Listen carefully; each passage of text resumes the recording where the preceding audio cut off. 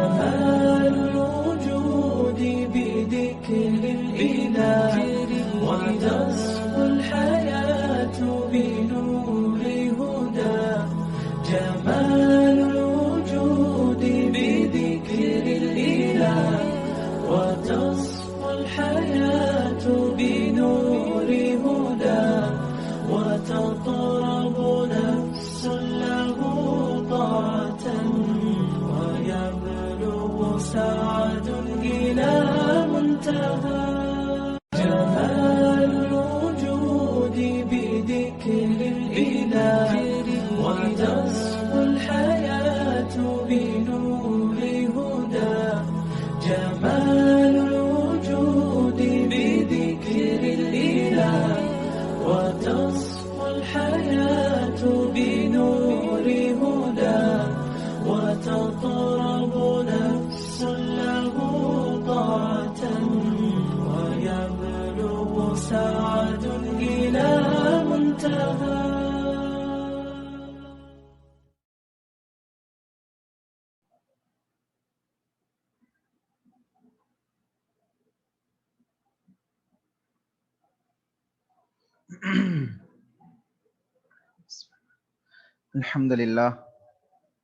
الحمد للہ وحدہ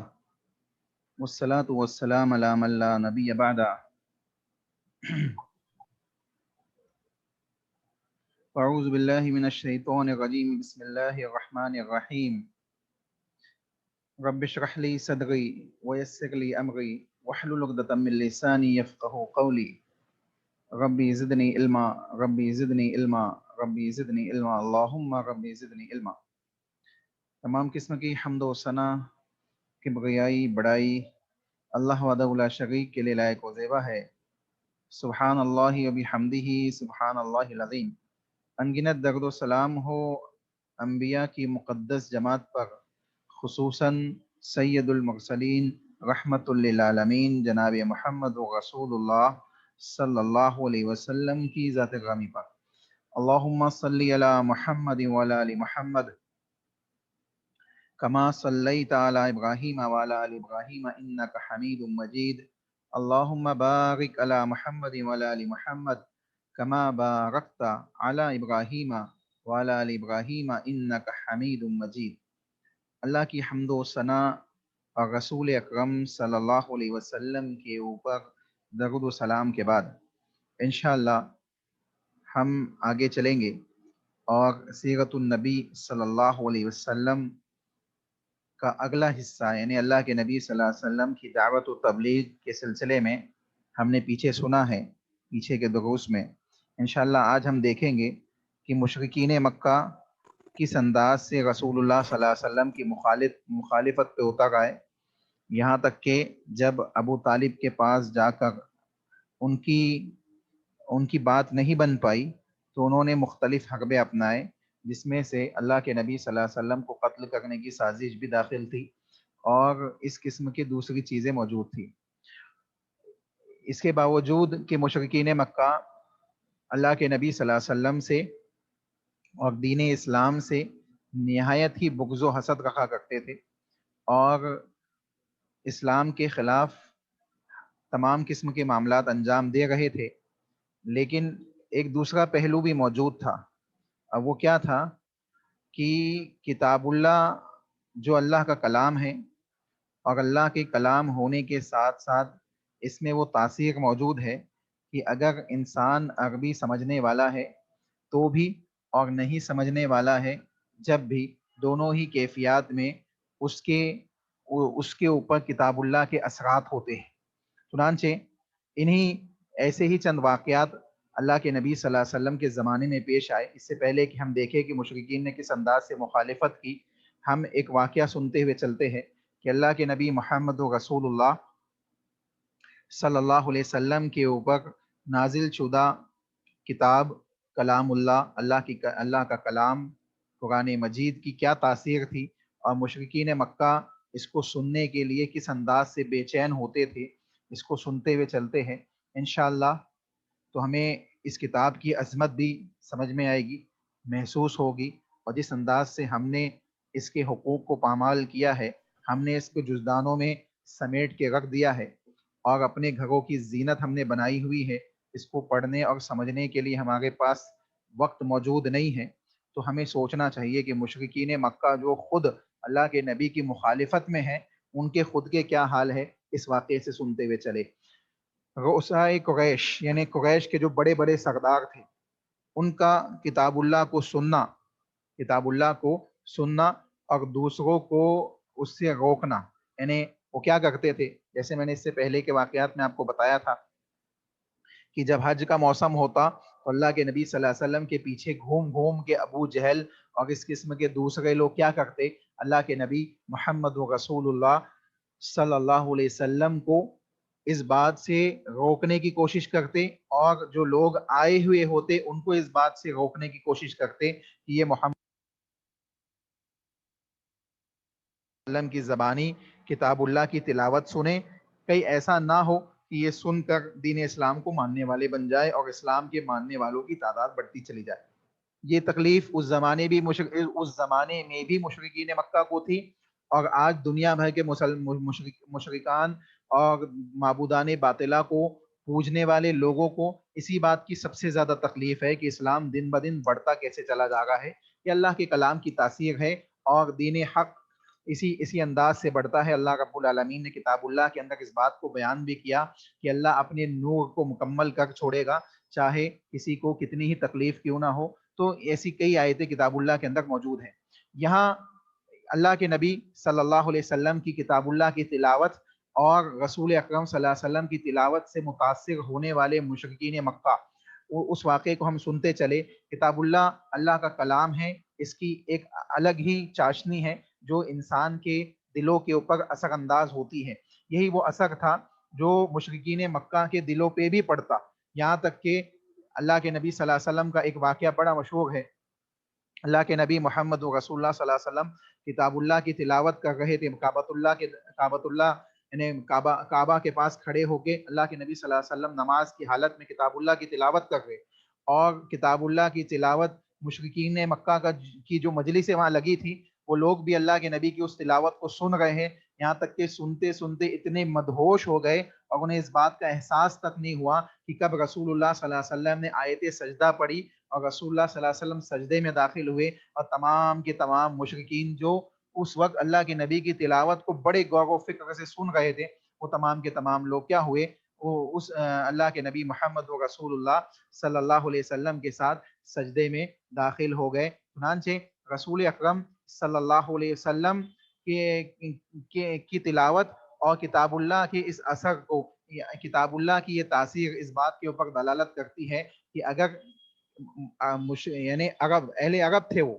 عربی سمجھنے والے تھے، وہ سمجھنے والے لوگ بھی، اور ایسے لوگ جو نہیں سمجھتے ہیں وہ بھی اگر کتاب اللہ کی تلاوت کو سنے، ان کے سامنے بھی کتاب اللہ پڑھی جائے تو ان کے دلوں پہ بھی اثر انداز ہوتا ہے۔ آئیے ہم سنتے ہیں رسول اکرم صلی اللہ علیہ وسلم کے اللہ کے نبی صلی اللہ علیہ وسلم کا معمول تھا کہ آپ اپنے گھر میں رات کے اوقات میں کتاب اللہ کی تلاوت کرتے تھے، اور اللہ کے نبی صلی اللہ علیہ وسلم بلند آواز سے، یعنی بلند آواز کا مطلب یہ نہیں کہ بہت زور سے چلا کے کرتے تھے، مطلب ایک متوسط آواز میں رسول اللہ صلی اللہ علیہ وسلم کتاب اللہ کی تلاوت کرتے تھے، اور معاملہ یہ تھا کہ آس پاس میں اگر کوئی موجود ہو تو اس کے کانوں میں تلاوت داخل ہو جائے۔ یہ انداز رسول اللہ صلی اللہ علیہ وسلم کا تلاوت کا ہوا کرتا تھا۔ چنانچہ اللہ رب العالمین کے کلام کی تلاوت رسول اللہ صلی اللہ علیہ وسلم کا عام معمول تھا، اور مشرکین مکہ میں سے 3 بڑے سردار، جس میں حضرت ابو سفیان جو بعد میں ایمان لائے، اس وقت مشرکین کے گروہ میں داخل تھے، اور مشرکین کے گروہ میں ہی نہیں بلکہ مشرکین کے سرداران میں سے تھے، بڑے بڑے سرداروں میں سے ابو سفیان رضی اللہ تعالیٰ عنہ کا شمار ہوتا تھا۔ وہ ابو سفیان بن حرب اس وقت جو مشرک تھے، ابو سفیان، اسی طریقے سے ابو سفیان تھے اس میں، دوسرے نمبر پہ ابو جہل بن ہشام تھے،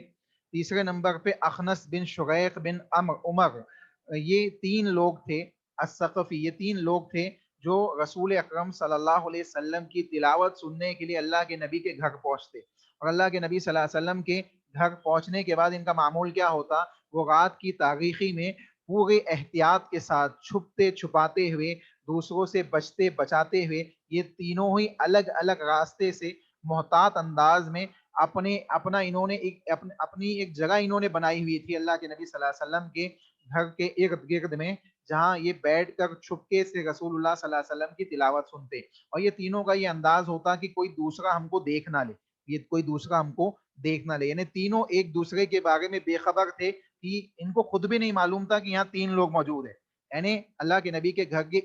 آس پاس ہی ہوتے اور ان کو معلوم نہیں ہوتا کہ ہم تین لوگ یہاں موجود ہیں۔ جب یہ رسول اللہ صلی اللہ علیہ وسلم کے گھر کے نزدیک پہنچے تو ان تینوں نے اپنے لیے الگ الگ جگہ منتخب کر لی اور ساری رات کتاب اللہ کی تلاوت سنتے رہے، یہاں تک کہ صبح ہو گئی، یہاں تک کہ صبح ہو گئی، یعنی رات بھر رسول اللہ صلی اللہ علیہ وسلم اللہ کی کتاب کلام اللہ کی تلاوت کرتے گئے۔ آپ سوچے اللہ کے نبی معصوم عن الخطا ہے، اس کے باوجود رسول اللہ صلی اللہ علیہ وسلم کا معمول کیا ہے کہ مسلسل راتوں رات اللہ کی کتاب کی تلاوت کر رہے، تہجد کی نماز پڑھ رہے ہیں اور تہجد کی نمازوں کے اندر اللہ کی تلاوت کر رہے۔ آج ہمارا معمول اس کے بالکل برعکس ہے، ہماری راتیں گناہوں میں ڈوبتی چلی جا رہی ہے، ہماری راتیں اللہ کی معصیت، اللہ کی نافرمانی میں ڈوبتی چلی جا رہی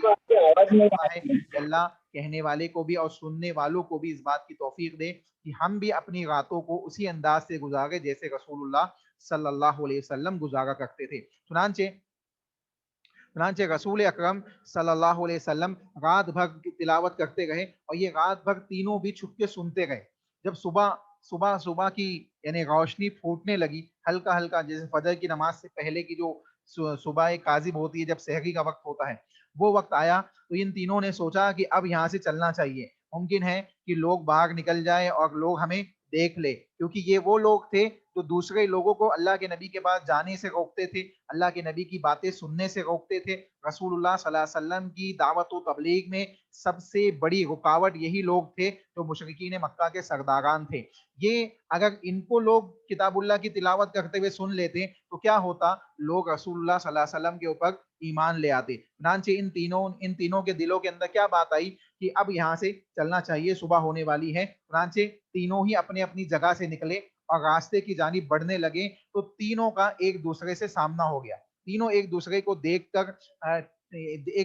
کر اچانک سے چونک گئے، تعجب ہوا اور شرمندہ ہوئے اور باہم ایک دوسرے کو ملامت کرنے لگے، اور پھر ایک دوسرے کو تلاوت سے پرہیز کرنے کی تاکید کرنے لگے۔ ایک دوسرے کو کیا کہنے لگے کہ تم بھی تلاوت سننے آتے ہو، تمہیں نہیں آنا چاہیے، یعنی ایک دوسرے کو کیا کہنے لگے کہ ہمیں تلاوت سننے نہیں آنا چاہیے، اور وہ ایک دوسرے کو دوبارہ ایسا نہ کرنے کی تلقین کرتے ہوئے اپنے اپنے گھر چلے گئے۔ انہوں نے کیا کیا؟ ایک دوسرے کو یہ تلقین کی، یعنی ہر ایک نے دوسرے کو یہ تلقین کی کہ دیکھو اب کل سے یہاں تلاوت سننے ہم نہیں آئیں گے، تم بھی نہیں آنا، میں بھی نہیں آؤں گا، ہم یہاں سے اسی عہد کے ساتھ یہاں سے چلتے ہیں۔ چنانچہ تینوں نکل گئے۔ جب دوسری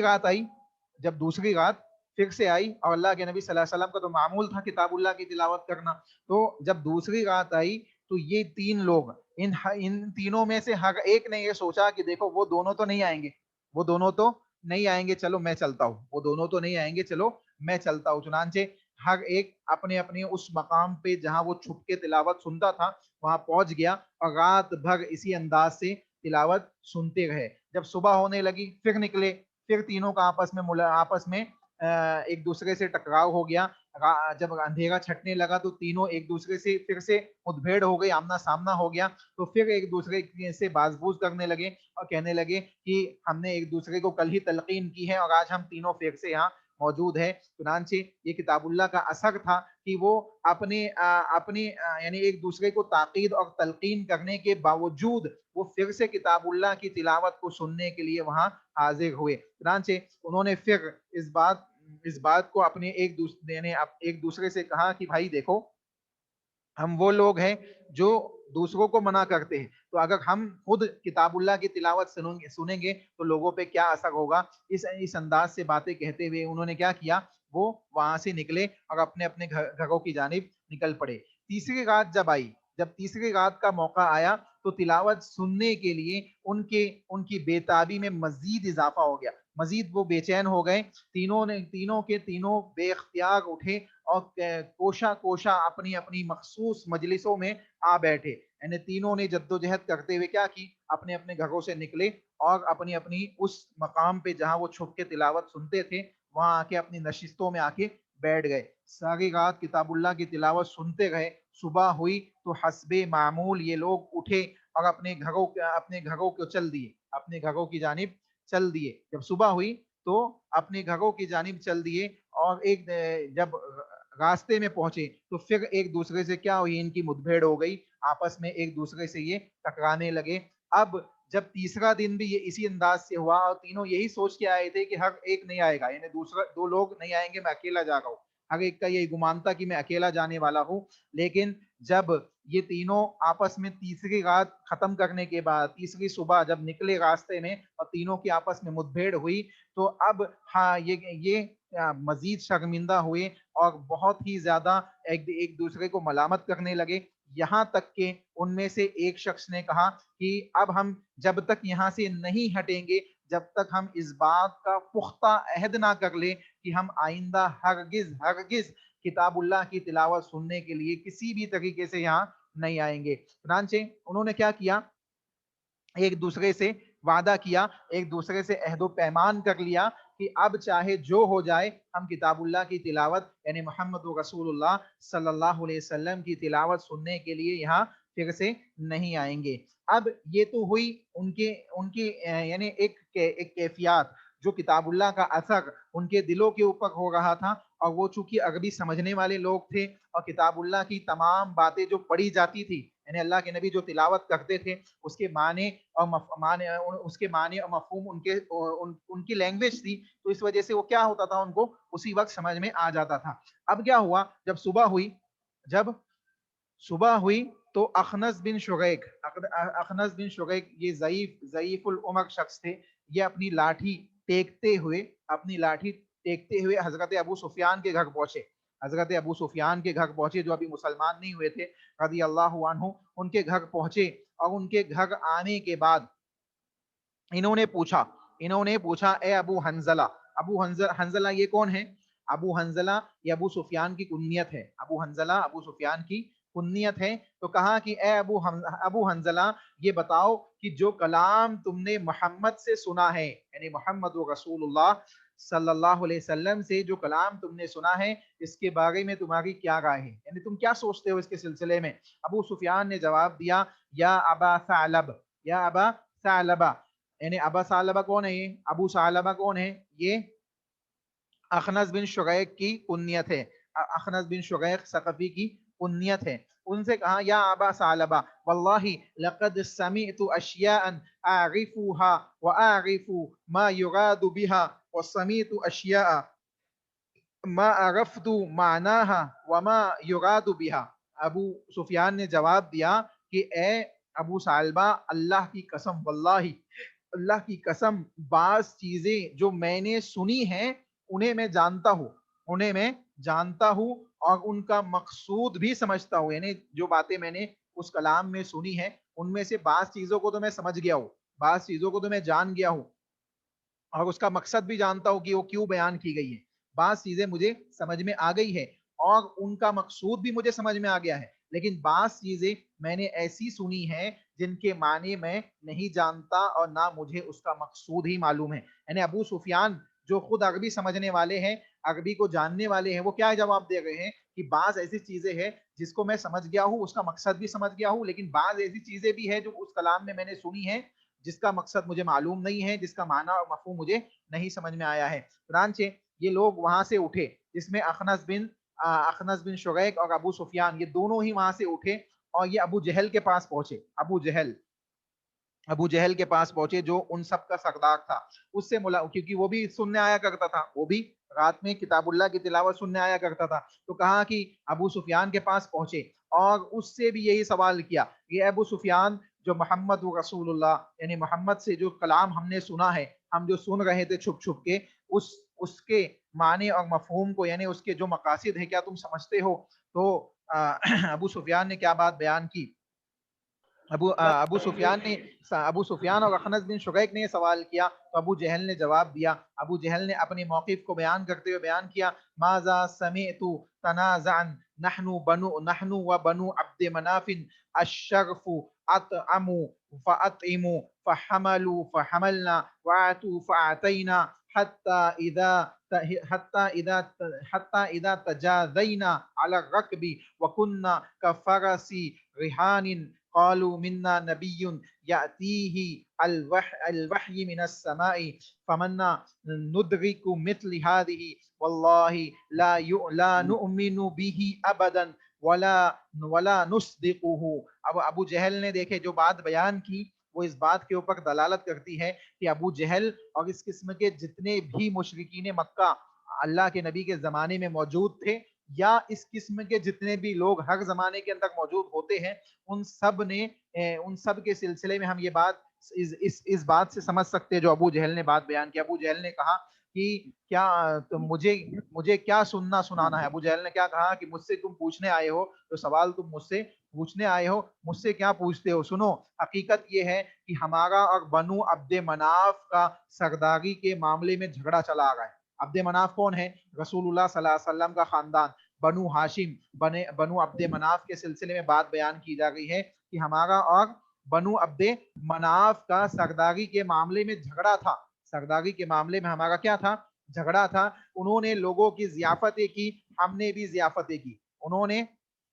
لوگوں کو کھانا کھلانے, لوگوں کو دعوتیں دینے کا سسٹم اسٹارٹ کیا, تو ہم نے بھی کیا کیا؟ کھانا کھلانے ضیافتیں کرنے کے سسٹم کو اسٹارٹ کیا. یعنی ان کا دیکھا دیکھی ہم نے بھی اس چیز میں مقابلہ کیا. انہوں نے لوگوں کے بوجھ اٹھائے تو ہم نے بھی بوجھ اٹھائے. یعنی انہوں نے لوگوں کی مدد کی, بوجھ اٹھائے اور بوجھ اٹھانے کے معاملات انجام دیے, تو ہم نے بھی کیا کیا؟ یہ معاملہ ہم نے بھی کیا, ہم نے بھی لوگوں کے بوجھ اٹھائے. انہوں نے سخاوت کی تو ہم نے بھی سخاوت کی, انہوں نے سخاوت کی تو ہم نے بھی سخاوت کی. یعنی وہ سخی بنے, انہوں نے اپنے مال و دولت کو لوگوں کے لیے, مال و دولت کے دروازوں کو لوگوں کے لیے کھولا تو ہم نے بھی کھول دیا. انہوں نے سخاوت کی تو ہم نے بھی سخاوت کی. کہتا ہے ابو جہل نے بیان کیا حتیٰ کہ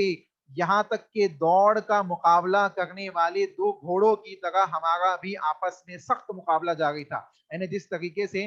دوڑ ہوتی ہے گھوڑوں کی اور دو گھوڑے آپس میں سخت مقابلہ کرتے ہیں تاکہ کوئی ایک جیت جائے, تو ہم نے بھی اسی انداز سے ہم دونوں قبیلے والوں نے کیا کیا؟ ایک دوسرے سے مقابلہ کیا. یہاں تک کہ ابو جہل نے بیان کیا یہاں تک کہ ان میں سے ایک شخص کھڑا ہوا, ان میں سے ایک شخص پیدا ہوا جس نے اس بات کا اعلان کر دیا کہ میں نبی ہوں, مجھ پر آسمان سے وحی نازل ہوتی ہے. میں نبی ہوں, مجھ پہ آسمان سے میں نبی ہوں اور مجھ پہ آسمان سے وحی نازل ہوتی ہے. بھلا ان کی اس بات کا ہم کس طرح مقابلہ کر سکتے تھے؟ ابو جہل نے کیا کہا کہ ہمارے قبیلے والے اس بات کا کیسے مقابلہ کر سکتے تھے کہ ہم میں تو کوئی نبی نہیں آیا, ہم میں تو کوئی نبی نہیں آیا, ان میں نبی کیسے آ گیا, ان میں نبی کیسے آ گیا؟ اللہ کی قسم ہم اس نبی پر کبھی ایمان نہیں لائیں گے اور نہ اس کی کبھی تصدیق کریں گے.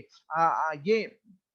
بات کس نے کہی؟ ابو جہل نے. یعنی اس کا مطلب کیا ہے کہ ابو جہل اس بات کو سمجھ رہا تھا کہ اللہ کا کلام اللہ حق ہے, اللہ کے نبی محمد رسول اللہ صلی اللہ علیہ وسلم اللہ کے سچے نبی ہے, لیکن اس نے صرف اس بنیاد پر کہ ہمارا ان سے پہلے سے مقابلہ چلا آ رہا ہے, اگر میں اس پہ ایمان لے آیا تو گویا ہم مقابلے میں ہمارے قبیلے والے کیا ہو جائیں گے؟ ہار جائیں گے, اور ہم پیچھے ہو جائیں گے ان سے اس سلسلے میں کہ ہم میں کوئی نبی نہیں ہے, ان میں کیسے نبی آ گیا؟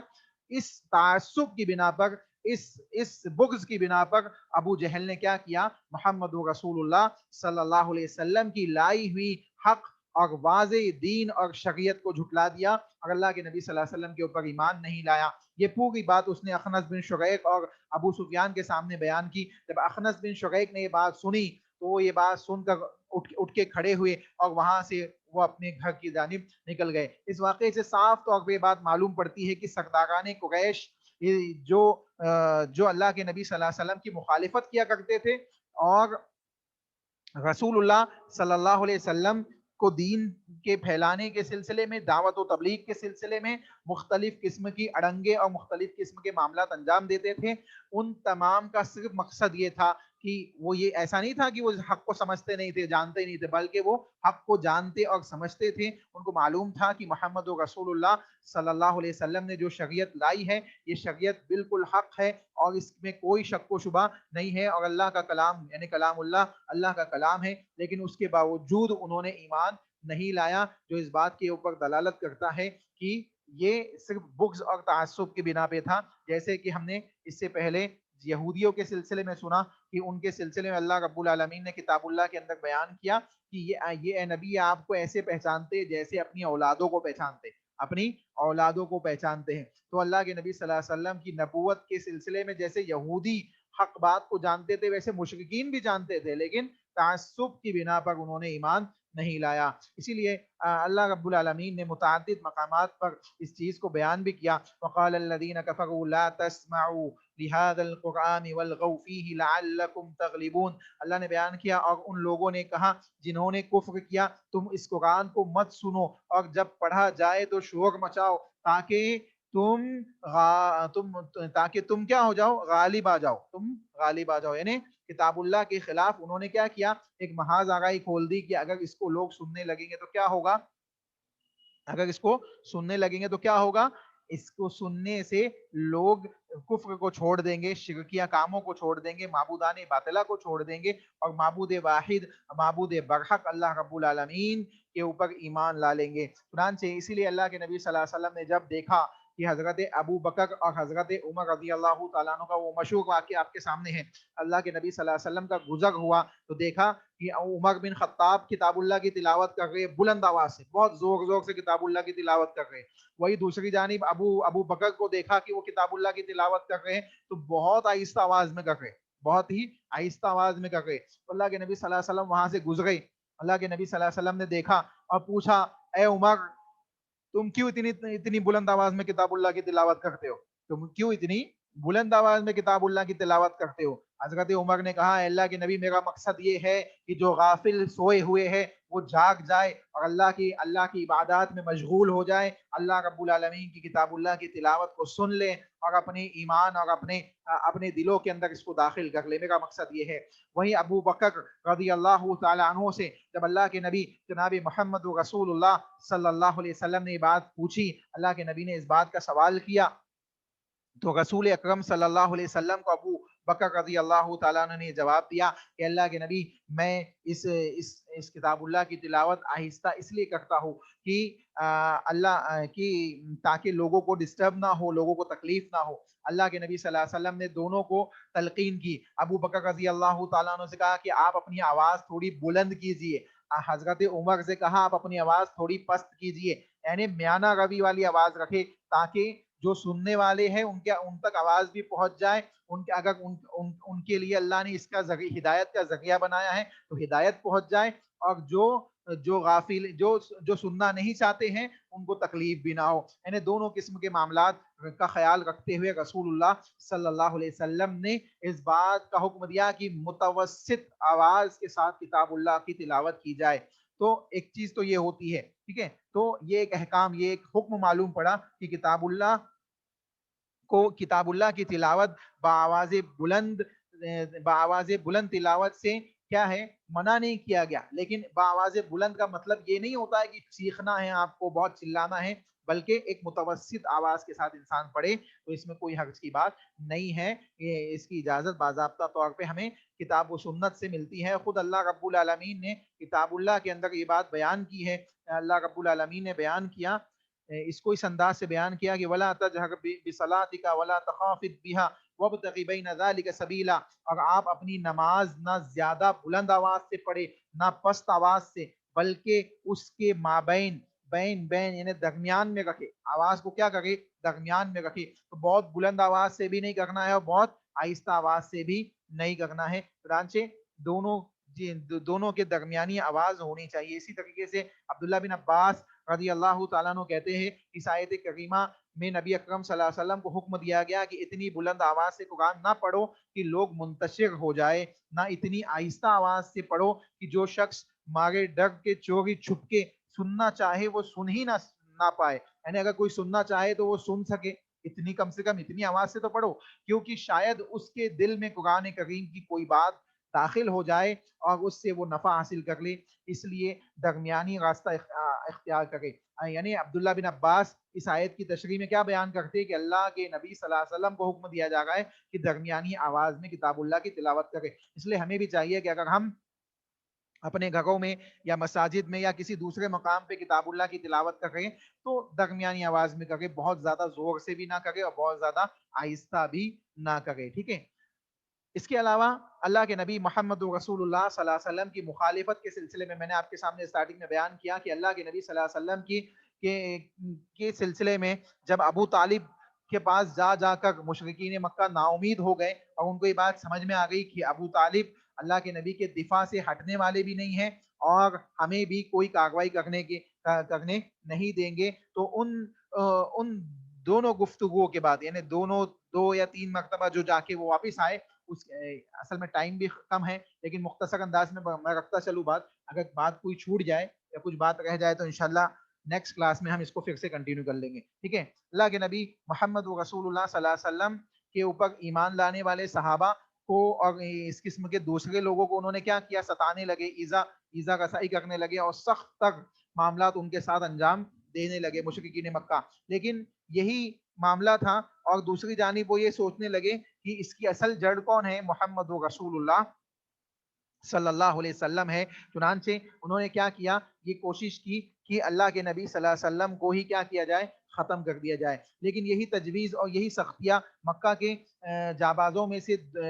آپ دیکھیں، دوسرے ایک جانب تو یہ لوگ تھے جو مشرکین مکہ تھے، جو ہر قیمت میں یہ چاہتے تھے کہ دین اسلام کی دعوت و تبلیغ بند ہو جائے۔ وہی دوسری جانب اگرچہ ایسے لوگ تھے جو ایمان نہیں لائے تھے لیکن وہ اللہ کے نبی کے خاندان و قبیلے والے تھے، ابھی حضرت حمزہ ایمان کے اندر داخل نہیں ہوئے تھے، ابھی دوسرے ایسے لوگ تھے جو ایمان میں داخل نہیں ہوئے تھے لیکن وہ اللہ کے نبی کے خاندان و قبیلے والے تھے۔ تو مشرکین مکہ کو ایک جانب تو یہ خوف تھا کہ اگر ہم نے محمد رسول اللہ صلی اللہ علیہ وسلم کو قتل کرنے کی سازش کی، قتل کرنے کی کوشش کی تو کیا ہوگا، بنو ہاشم قبیلے کے لوگ ہمارا کیا ہو جہاں بنو ہاشم والے کیا ہوں گے، ہمارے دشمن ہو جائیں گے اور وہ ہمارے لیے کیا ہوں گے، کافی ہو جائیں گے۔ چنانچہ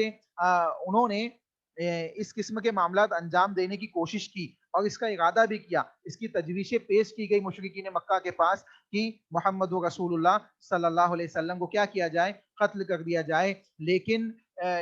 ان تجاویز کو بعض لوگوں نے کیا کیا، رد کر دیا اور یہ تجاویز ایکسیپٹیبل نہیں ہوئی۔ اس کی وجہ یہ تھی کہ اللہ کے نبی محمد رسول اللہ صلی اللہ علیہ وسلم کے خاندان اور قبیلے کے لوگ آپ کے ساتھ موجود تھے اور خصوصاً ابو طالب کا تعاون آپ کے ساتھ موجود تھا، اور ابھی انشاءاللہ عنقریب ہی ایسی دو بڑی شخصیات بھی دین اسلام کے اندر داخل ہونا چاہتی تھی، جس میں حضرت حمزہ رضی اللہ تعالی عنہ تھے اور حضرت عمر بن خطاب رضی اللہ تعالی عنہ تھے۔ انشاءاللہ اگلے درسوں کے اندر آپ کے سامنے وہ واقعات بھی آپ کے سامنے آئیں گے۔ تو یہاں بیان کرنے کا مقصد یہ ہے کہ مشرکین اس انداز سے بے چین ہو چکے تھے کہ یہ توحید کی دعوت، یہ اللہ اس کے رسول کے فرامین کی دعوت کس انداز سے عام ہوتی چلی جا رہی ہے، اور لات اور عزا کی کے جو معاملات تھے اور ان کی حقانیت جو تھی لوگوں کے سامنے عیا ہوتی چلی جا رہی ہے، اور لوگ لات و عزا کو چھوڑ کر ایک وحدہ لا شریک اللہ رب العالمین کو ماننے لگے ہیں۔ تو یہ بے چینی ان کو ستا گئی تھی، اسی لیے وہ ابو طالب کے پاس پہنچے، دو مرتبہ تین مرتبہ ابو طالب کے پاس پہنچے اور مختلف آفر دیے، کہیں تو یہ کہا، دھمکی آمیز الفاظ کہے، کہیں ایک پیشکش کی کہ ہم ایک نوجوان خوبصورت حسین لڑکا آپ کو دے دیتے ہیں اور آپ اس کی پرورش کیجیے اور محمد حمید سونپ دیجیے۔ اس قسم کی تمام باتیں انہوں نے بیان کی لیکن ابو طالب نے ان کی کوئی بات ایکسیپٹ نہیں کی، اور اللہ کے نبی محمد رسول اللہ صلی اللہ علیہ وسلم نے بھی واضح الفاظ میں بات بیان کر دی کہ اگر ایک ہاتھ میں سورج اور دوسرے ہاتھ میں چاند کر دیا جائے تب بھی میں اللہ کے پیغام کو پہنچانے سے پیچھے ہٹنے والا نہیں ہوں۔ تو ان تمام واقعات کے بعد یہ جب بالکل مکمل طریقے سے بے چین ہونے لگے مشرکین، تو اب اس قسم کی چیزیں آنے لگی اور لوگوں نے یہ سوچا کہ کیوں نہ محمد رسول اللہ صلی اللہ علیہ وسلم ہی کو قتل کر دیا جائے، اور اللہ کے نبی محمد رسول اللہ صلی اللہ علیہ وسلم کو جب قتل کر دیا جائے گا تو کیا ہوگا، یہ معاملہ ہی ختم ہو جائے گا۔ چنانچہ اس قسم کے لوگ جمع تو ہوئے، اس قسم کے لوگ جمع تو ہوئے، نبی کے خاتمے کی ایک تجویز ابھری، لیکن یہی تجویز اور یہی سختیاں مکہ کے جابازوں میں سے دو نادارہ یعنی آپ دیکھیں حضرت حمزہ بن عبد المطلب اور اسی طریقے سے حضرت عمر بن خطاب رضی اللہ تعالیٰ عنہ کے اسلام لانے اور ان کے ذریعے سے اسلام کی تقویت پہنچانے کے سبب یہ کیا ہو گئی، یہ سبب بن گئی۔ یعنی لوگ جہاں اللہ کے نبی کو قتل کرنے کے لیے جستجو کر رہے تھے، وہی حضرت حمزہ رضی اللہ تعالیٰ عنہ کا واقعہ انشاءاللہ بھی آپ کے سامنے آئے گا نیکسٹ کلاس میں، اور حضرت عمر بن خطاب کے اسلام قبول کرنے کا واقعہ بھی آپ کے سامنے آئے گا۔ یہاں دیکھیں حضرت حمزہ رضی اللہ تعالیٰ عنہ جو ایمان لائے، اللہ کے نبی صلی اللہ علیہ وسلم کے اوپر جو سختیاں کی گئی اس میں سے ایک واقعہ یہ تھا کہ ابو جہل نے اللہ کے نبی کے ساتھ توہین آمیز معاملہ انجام دیا، جس کے بعد حضرت حمزہ ایمان کے اندر داخل ہوئے۔ وہی دوسری جانب حضرت عمر بن خطاب جو ایمان لانے والوں کے اوپر نہایت ہی ظلم و ستم کیا کرتے تھے، اور جب تھک جاتے تو کہتے کہ میں نے کوئی رحم نہیں کیا ہے بلکہ تھک گیا ہوں، ابھی سستانے کے بعد پھر پٹائی کروں گا، تو اس دین کو چھوڑ دے۔ لیکن لوگ ایمان سے نہیں پھرتے۔ اس طاقت و قوت کو، اس ایمانی جذبے کو دیکھ کر حضرت عمر نے یہ سوچا کہ کیوں نہ محمد کو ہی قتل کر دیا جائے، اور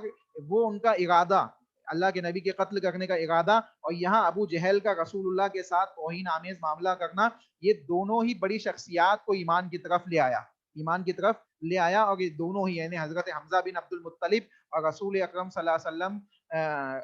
رسول اکرم صلی اللہ علیہ وسلم کے اوپر ایمان لے آئے۔ وہی دوسری جانب حضرت عمر بن خطاب رضی اللہ تعالیٰ عنہ رسول اکرم صلی اللہ علیہ وسلم کے اوپر ایمان لے آئے۔ اس لیے اللہ رب العالمین نے کتاب اللہ کے اندر متعدد مقامات پہ رسول اللہ صلی اللہ علیہ وسلم کو تسلی دیتے ہوئے اور اللہ کے نبی صلی اللہ علیہ وسلم کی مدد کے وعدوں کو بیان کرتے ہوئے اس بات کو واضح کیا کہ اے نبی، آپ اپنے کام کو کرتے رہیے، فاصدع بما تؤمر واعرض عن المشرکین۔ کہیں تو اللہ نے یہ بیان کیا کہ اپنے کام کو انجام دیجیے، جس بات کا آپ کو حکم دیا گیا ہے آپ اس کام کو کیجیے، جو کام آپ کو کہا گیا ہے اللہ کی جانب سے اس پہ عمل کیجیے، اور مشرکین سے کیا کیجیے؟ اعراض کیجیے، ان کی فکر مت کیجیے، ان کے معاملوں کی فکر مت کیجیے، ہم ان کو دیکھ لیں گے۔ یعنی معاملہ یہ تھا کہ آپ اپنا کام کرتے چلے جائیے، باقی کے معاملات اللہ رب العالمین آسان کر دے گا۔ آج اگر مسلمان اسی بات کو سمجھ لے اور مسلمان اپنے کام کرنے لگ جائے، ایمان اور عمل صالح کو پھیلانے لگ جائے، اور مختلف قسم کی ایسی چیزیں جس میں پڑے ہوئے ہیں، ایسے کئی مسلمان آپ کو ملیں گے جن کے پاس ایمان اور عمل صالح کی توفیق نہیں ہے، اور وہ حکومت قائم کرنا چاہتے ہیں، وہ خلافت قائم کرنا چاہتے ہیں، وہ اس قسم کے دوسرے معاملات انجام دینا چاہتے ہیں، ایمان اور عمل صالح سے کوئی تعلق نہیں ہے۔ اور ایسے تمام تر لوگوں کی وجہ سے کیا آ رہا ہے؟ اسلام کے اوپر انگلیاں اٹھائی جا رہی ہیں، مسلمان بدنام ہو گئے ہیں، اور مختلف قسم کے معاملات ہو گئے۔ توحید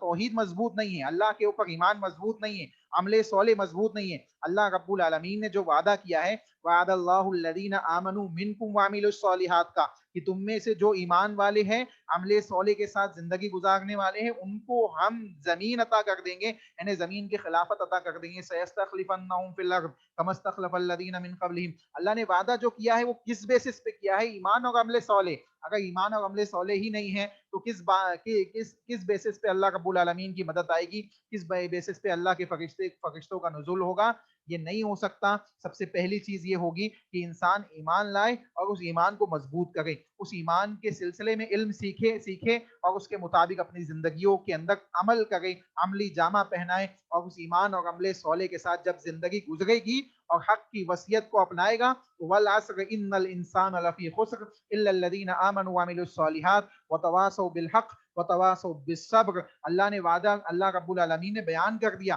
کہ تمام کے تمام انسان گھاٹے میں، نقصان میں ہے، سوائے ان کے جو ایمان لائے، عمل صالح کو انجام دیا، حق کی وصیت کی اور صبر کے معاملے کو انجام دیا۔ یعنی یہ چار قسم کے لوگوں کے علاوہ بقیہ تمام کے تمام کیا ہے؟ نقصان اور گھاٹے میں ہے۔ تو آپ ان چاروں چیزوں کو چھوڑ کر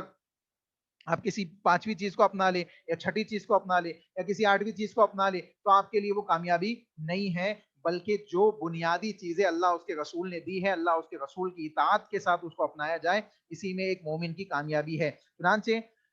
اب ہم انشاءاللہ نیکسٹ کلاس میں دیکھیں گے کہ حضرت حمزہ کیسے ایمان لائے، حضرت عمر بن خطاب رضی اللہ تعالیٰ عنہ ایمان کے اندر کیسے داخل ہوئے، اور وہ تمام واقعات آپ کے سامنے رکھے جائیں گے۔ 1.5 منٹ باقی ہے، اگر آپ میں سے کسی کا کوئی سوال ہو تو پوچھ لیجئے، ورنہ اختتامی مجلس کی دعا پڑھا کے انشاءاللہ کلاس ختم کی جائے گی۔ جی کوئی سوال ہو تو پوچھ لیجئے۔ میں نے آپ کو لنک بھیج دیا تھا واٹس ایپ گروپ کا، جس نے بھی سوال کیا تھا اسٹارٹنگ میں واٹس ایپ کے گروپ میں، تو جی انشاءاللہ شیخ شکریہ۔ جی اس کے ذریعے سے جوائنٹ ہو جائیے گا۔ جی جزاک اللہ خیر۔ کوئی سوال ہو تو پوچھ لیجئے۔ اختتام